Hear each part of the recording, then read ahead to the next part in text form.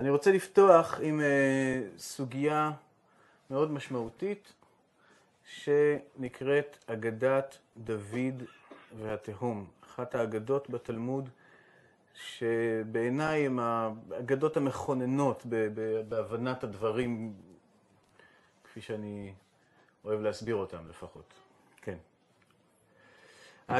נקרא את כל האגדה קודם ואחר כך ניכנס אל תוכה. האגדה מספרת ככה, בשעה שקרא דוד שיטין. מה זה שיטין? שיטין זה בדיוק מה שאתם רואים, מין חור, פיר כזה, פירים כאלה שהולכים אל תוך האדמה, שהיו מתחת למזבח בירושלים. אחד הדברים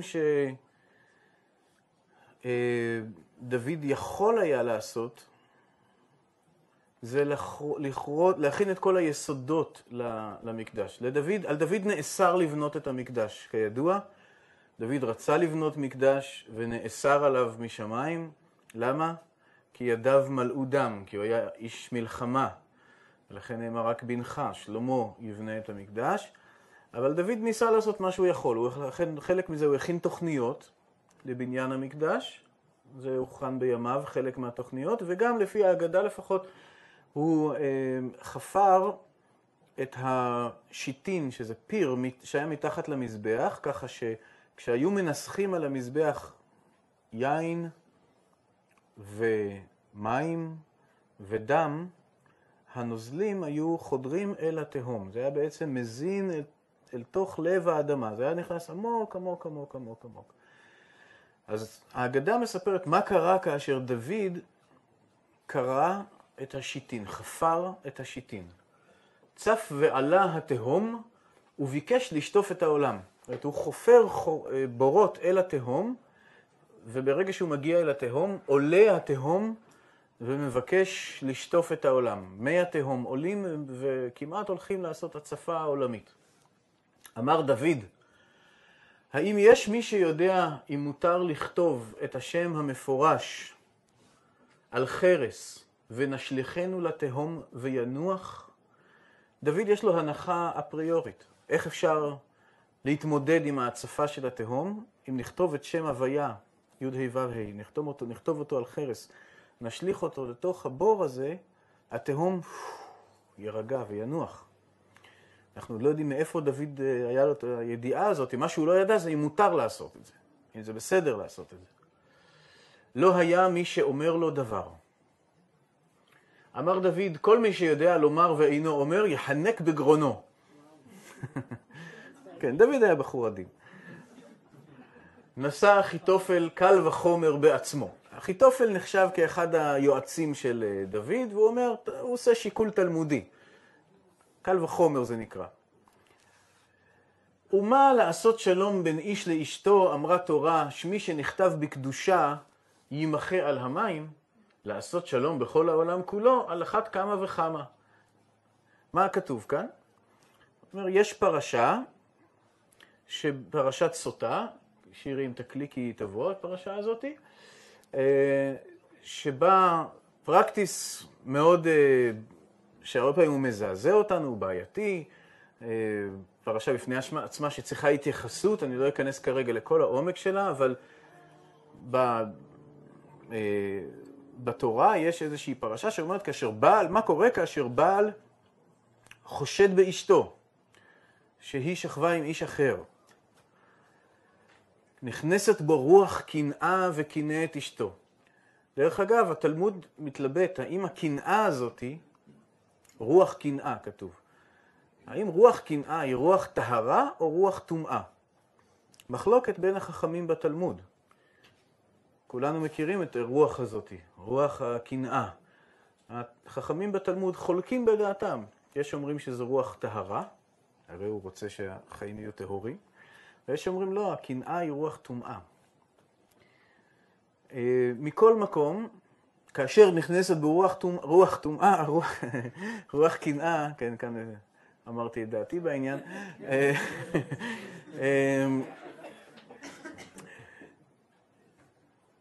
יש פרקטיס כזה, לוקחים את האישה לבית המקדש ומשקים אותה מים, מי קסם כאלה. ומה המים האלה? לוקחים את פרשת סוטה, את הפרשה הזאת שכתובה בתורה, כותבים אותה על קלף, ובתוך הפרשה הזאת מוזכר שם השם כמה פעמים, ומוחקים אותה אל תוך המים, שמים את הקלף הזה בתוך מים, הדיו נמס אל תוך המים, והיא שותה את המים האלה. ויש מין מג'יק כזה. אם היא משקרת, מדובר במי שמשקרת, לא במי שאומרת אמת. מכונת אמת של הזמן הקדום. אז הנה כאן הפסוקים, ספר במדבר, ובאו המים המערערים האלה במעייך, לצבות בטן ולנפיל ירך, ואמרה האישה אמן אמן. וכתב את העלות האלה הכהן בספר, ומחה אל מי המרים. כן, הוא כותב את הדברים ומוחה, כלומר נותן לזה להתמוסס אל המים, והיא שותה, וזה מכונת אמת, זה בודק אותה. אם היא משקרת או לא משקרת. עם כל הבעייתיות של הפרשה הזאת, לא נתעסק בה, כי אנחנו רק לוקחים מפה קל וחומר, את הקל וחומר שאחיתופל למד. אחיתופל אומר, אם הקדוש ברוך הוא אמר, תמחקו את השם שלי במים כדי להביא שלום בין איש לאשתו, ככה מביאים שלום בין איש לאשתו, כן? אבל כדי להפיג חששות, כדי שהוא יוכל להגיד, כן, הנה אשתי טהורה וצנועה, ולהמשיך לחיות איתה. אם בשביל זה אמרה התורה מותר למחוק את שם השם, אז בשביל להציל את העולם כולו, על אחת כמה וכמה, אמר לו מותר. שירי?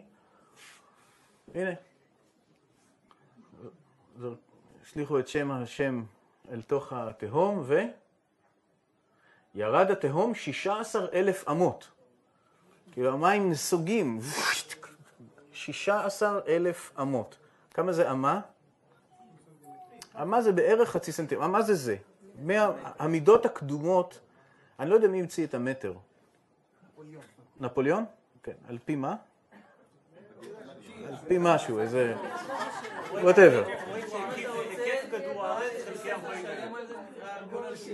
אוקיי.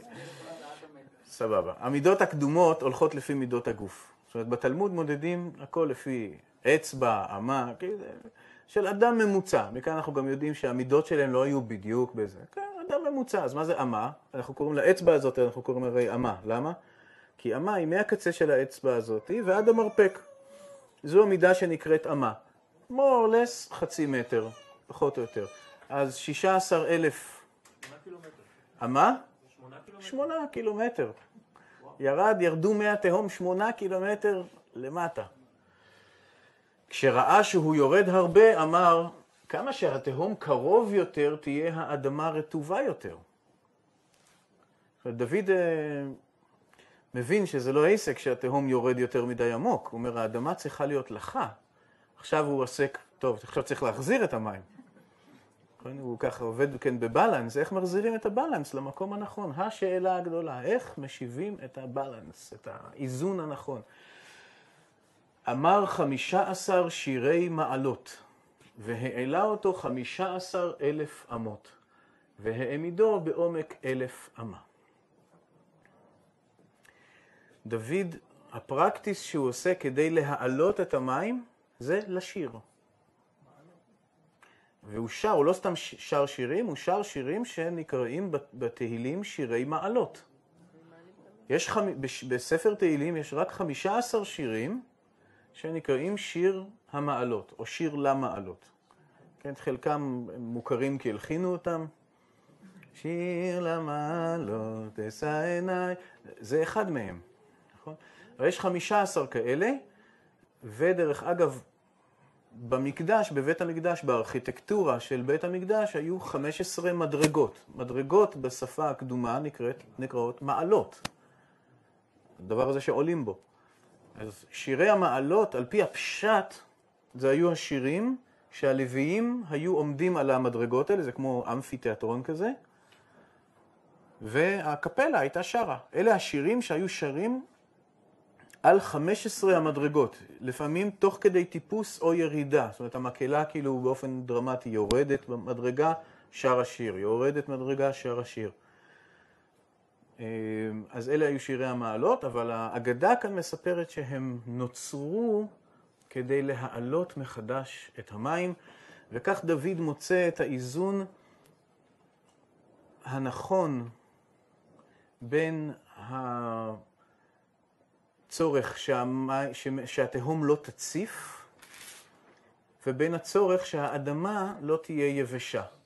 אלה שני הצרכים. אנחנו צריכים שהאדמה לא תהיה יבשה מדי, שיהיה קצת לח, מצד שני שהתהום לא תציף יותר מדי. עכשיו אני רוצה לקחת את כל זה כסמלים לנפש. עוד אחד תעשי? כן. יבשה. ים. ים יבשה. תהום עמוק עמוק בתוך הים. וגם המים הרי מהים חודרים אל תוך היבשה. המים מחלחלים פנימה אל תוך היבשה. בשפה של הסמלים של הנפש שלנו, ובפרט בשפת הסמלים המאוד שכיחה בקבלה ובתורת הסוד העברית לאורך ימים ושנים, האזור היבש קשור לאותו רובד בנפש שלנו שאנחנו קוראים לו המודע. ואילו האזור הרטוב, הים, המעמקים, קשורים למעמקי הנפש של הלא מודע. בנפש שלנו יש את הרובד המודע, שהוא משתדל לפחות להיות רציונלי, משתדל לעשות סדר בדברים, לא תמיד הולך לו להיות רציונלי, אבל הוא משתדל ליצור איזשהו סדר ולהתארגן בעולם. יש בו את האגו, האגו שאומר אני זה אני, אתה זה אתה, הוא יוצר הפרדות. האגו חי, האגו הפסיכולוגי, לא אגו ככללה ניו-אייג'ית. צריך להבחין תמיד, כן? האגו זה דבר טוב. מבחינה פסיכולוגית, טוב שיש לך אגו, בריא. האגו אומר, יש אני, יש אתה, יש הפרדה ביני כילד לבין אמא שלי. אנחנו נפרדים. זו ההתחלה של ההגדרה של האגו, הגדרת האני. ההבנה שהאדם רוכש עם התבגרותו של גבולות בריאים. על קצה המזלג. זה שייך לרובד המודע. מאידך, קיים בתוך כל אחד מאיתנו קיימים רבדים לא מודעים. כשאני מתייחס לזה כאן, לא מתייחס לתת מודע הפרוידיאני, אלא אני דווקא יותר מדבר בשפה שמוכרת כיום כשפת פסיכולוגיית המעמקים, פסיכולוגיה של יונג, פסיכולוגיה היונגיאנית. מיכה אנקורי ימסור על זה קורס שלם בשנה הבאה, על הבנת הסימבוליקה המיסטית דרך התורה היונגיאנית, כדי שכולנו ככה, מי שירצה יוכל באמת להתעמק בנושא. הלא מודע בשפת המיסטיקה, שממנה שאב יונג את תובנותיו, הלא מודע קיים בתוך נפשו של כל אחד, והוא לא מחסן או פח זבל של הדחקות, כפי שסבר פרויד, אלא הוא מאגר אדיר של חוכמה, של ידע, של תובנות, שהרבה פעמים הם תובנות קולקטיביות, מה שנקרא לא מודע הקולקטיבי.